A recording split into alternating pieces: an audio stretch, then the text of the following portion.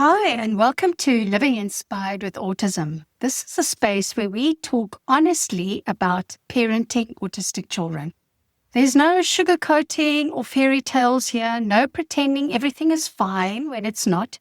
Just real tools to help you become the calm, powerful leader that your family needs. I'm Antoinette. I'm your life coach for parents just like you.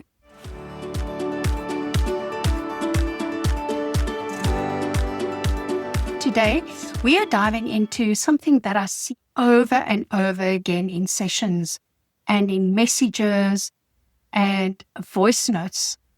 The episode is therefore called You Don't Have to Be Positive to Be Powerful. And if you've ever felt guilty for not feeling upbeat enough, this one is for you. Let's get started. So if you are parenting an autistic child, which I assume all of you listening are, there is this often invisible pressure to be inspirational, to be grateful, to embrace the journey, to see autism only as a gift, to always look on the bright side. And sometimes you just don't feel positive. Sometimes you feel exhausted and overwhelmed and angry and grieving and frustrated and scared about the future. And then on top of that, you judge yourself for not being more grateful. And you see all these social media posts that say, autumn is my greatest blessing. Meanwhile, you're managing all the things, the sleep deprivation, the behaviors, the services that aren't provided, the sensory overload, and the paperwork. And you think, what's wrong with me? Why can't I just stay positive?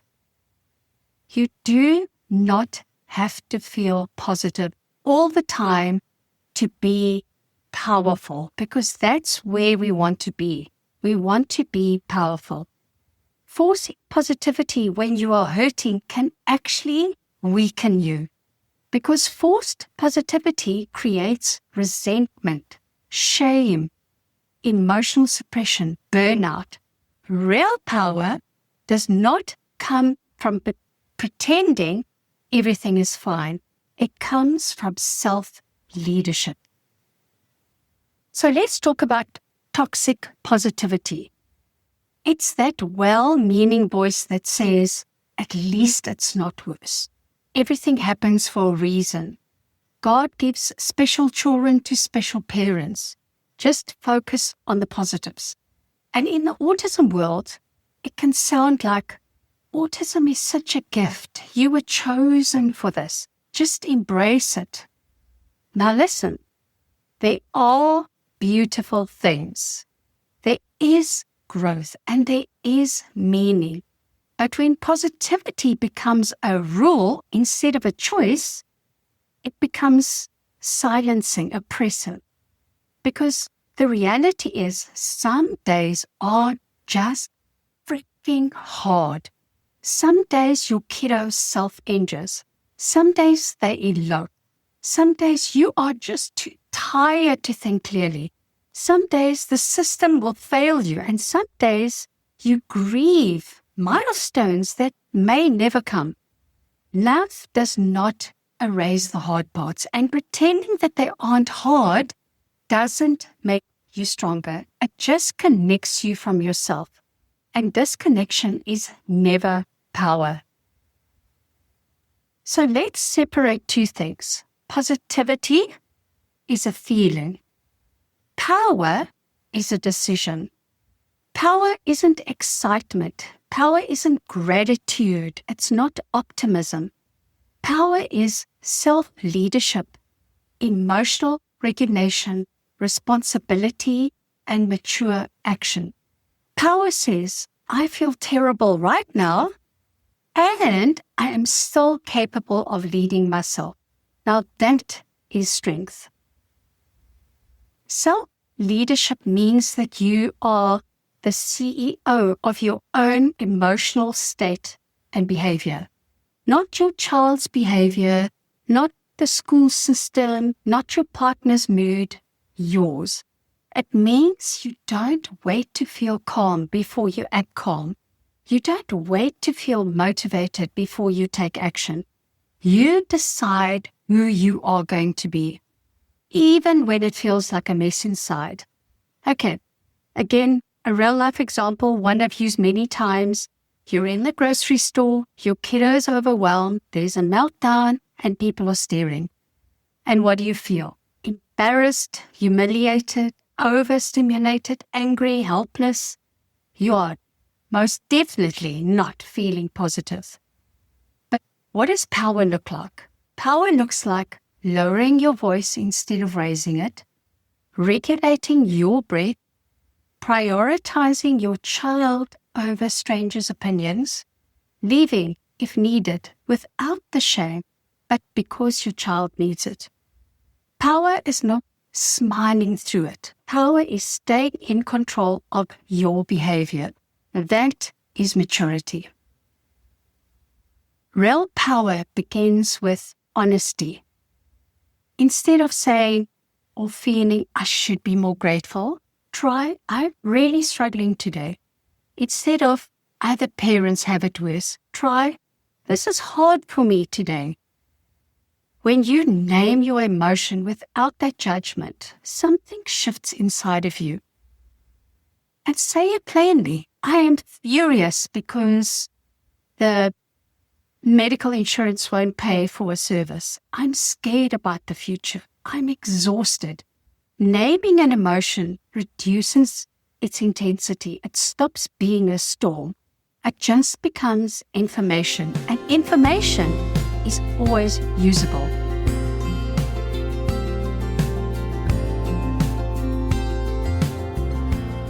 Let's get a little bit practical here. Emotional regulation is not affirmations. It's not forcing yourself to be happy. It's learning how to stay in the driver's seat.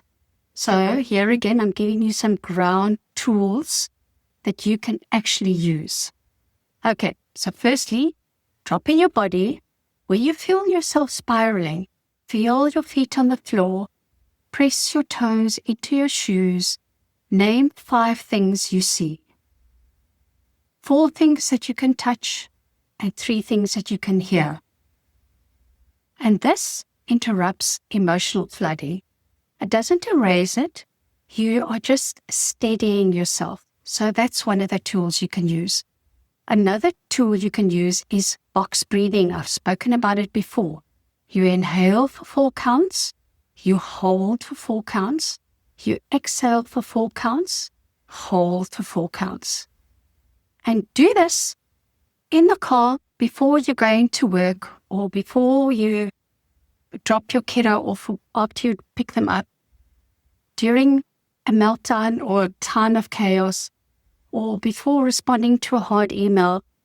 Breath reminds your nervous system that you're safe and you're in control.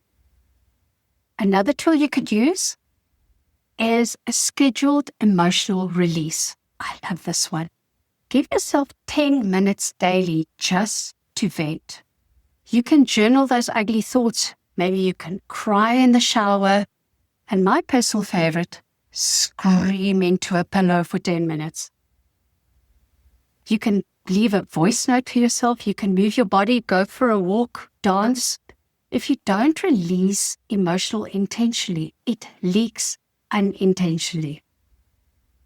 Another tool, the last one I've got for you today, is powerful parents protect their energy.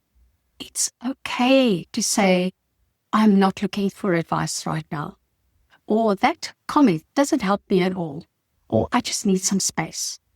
Boundaries are not rude. They are responsible. Responsibility does not mean blaming yourself, okay? It means owning what is in your control. You did not cause autism. You didn't design the system. You cannot control every outcome. But the things that you can control are your responses, your standards, your self-care, your growth, your tone, your next decision. Victim energy says, this shouldn't be happening.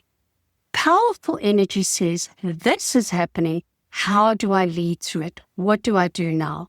That shift is amazing. Mature action doesn't wait for motivation. It acts from values, even when your emotions are loud. So here's some examples. You feel exhausted, but you still show up to your appointments. You feel grief, but you still schedule support. You still get on a coaching call. You feel resentment, but you apologize for snapping. You feel overwhelmed, but you still take a 10-minute walk instead of spiraling. That is power. It's not loud. It's not glamorous. It is steady. Small actions compound into self-trust, and self-trust is the foundation of power. Real power isn't dramatic. It's consistent, it's grounded, it's predictable and stable. And what does that look like? Planning your week even when you feel chaotic. It means going to bed on time. It means drinking water. It means following through. It means repairing after mistakes. Showing up again tomorrow. It's not a motivational speech. It is self-governance. Now, this might be one of the most important sentences for today, is you can feel awful and still take aligned action. You don't need to feel confident to act. You need to be committed. You don't need to feel inspired. You just need to be willing.